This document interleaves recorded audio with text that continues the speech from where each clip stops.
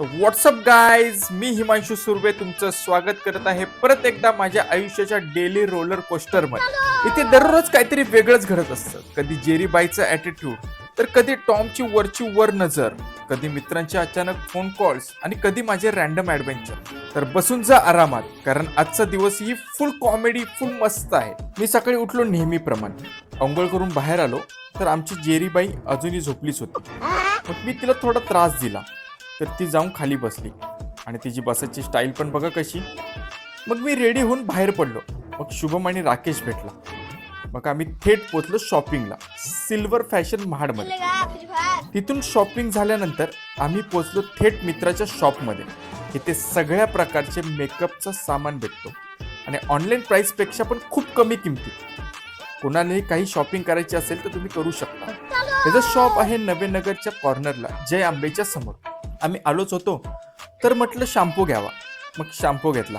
मग तिथून थेट आम्ही पोचलो गांधारपाड्याला, स्वयंभू गणपतीच्या मंदिरात, कारण आज होती संकष्टी.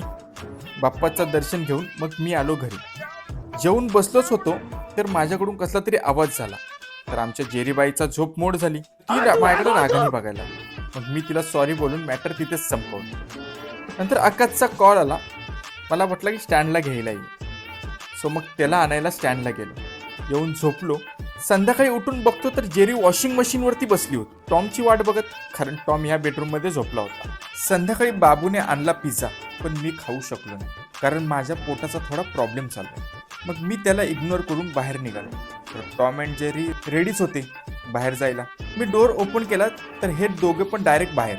मग मी पण निघालो बाहेर. बऱ्याच दिवसांनी ही गाडी काढली. मग मी आणि राकेश मार्केटमध्ये राऊंड मारतच होतो तर हा महाशय दिसला.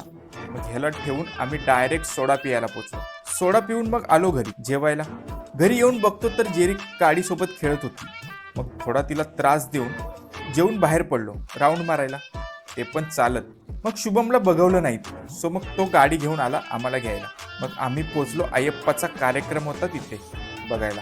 ते बघून मग थेट घरी आलो झोपायला. आणि अशा प्रकारे आजचा दिवस एंड झाला. तर मग कसा वाटला आजचा दिवस? आवडला असेल तर लाईक करा, शेअर करा आणि सबस्क्राईब करायला विसरू नका. Thank you guys.